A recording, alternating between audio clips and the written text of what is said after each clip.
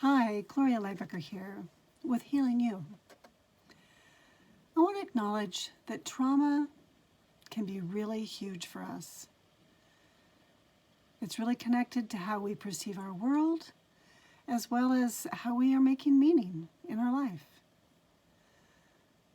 I had a session with a client earlier, and they shared how after getting off a call with someone, that they were in this state of feeling incapable of existing. It was as if there was a dark shroud surrounding them, enveloping them. And they could sense that there was something awry, and a deep sense of disappointment was within them, not feeling complete.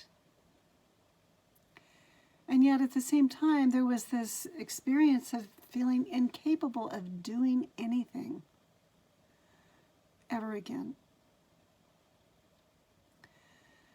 A sense of there was no getting back to where they had been before.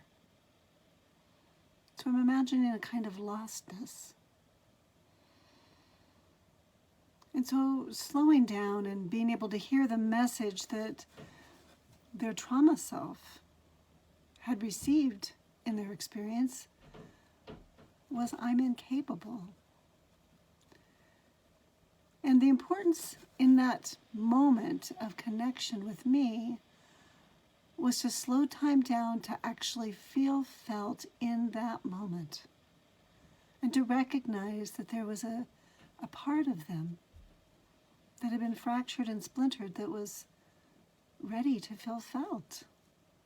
And that's a very initial step in integrating past trauma, is to be met right there in the experience of feeling that sense of a shroud around you, and the darkness, the incapability, and the starkness of feeling there was absolutely nothing you could do to get back.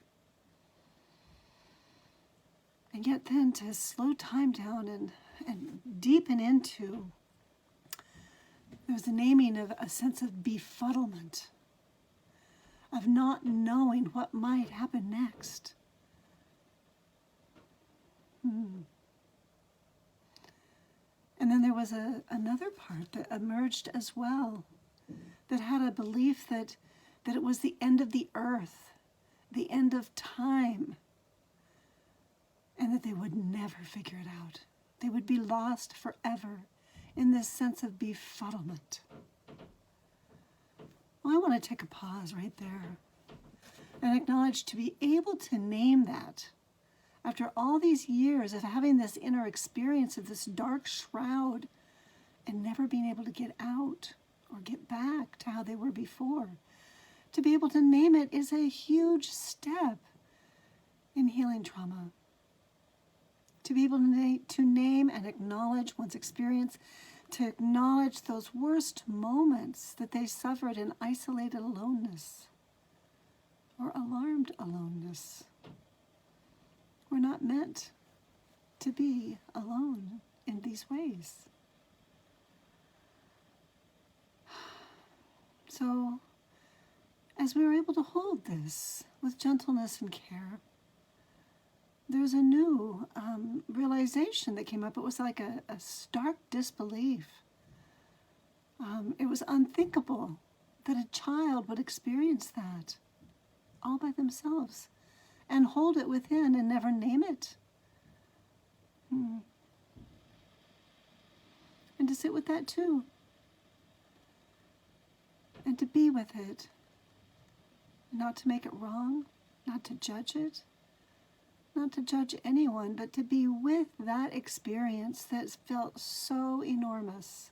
And it was enormous. And then checking in with the body, noticing what's happening, is so important. Keep bringing our body into our conscious awareness, noticing our sensations, noticing any impulses for movement. And then time traveling to this younger part with consent. Checking, is it okay if we time travel to her? And once we receive consent, to go there and to just sit beside her in this experience. Oh, until there's like a deepening of the breath, there's a bit of a shift of the energy in the felt sense of self. And then to ask, would they like to time travel home? And what would that look like? Where would they like to be? And this one had a memory of getting to float in beautiful tropical blue water. And it was so gorgeous and so heavenly and so light. And they wanted to float and be able to be free to float wherever they desired. Well, what a beautiful way to invite this part into a sense of warmth, a container of safety and beauty with accompaniment. These tender parts, they need exquisite gentleness with their accompaniment. No pressure. Just to be where they are is enough. If you'd like to travel and get to have some accompaniment on a journey, I would invite you to reach out to me at healingyoursanctuary.com. Thanks for being on the journey with me today. Healing you.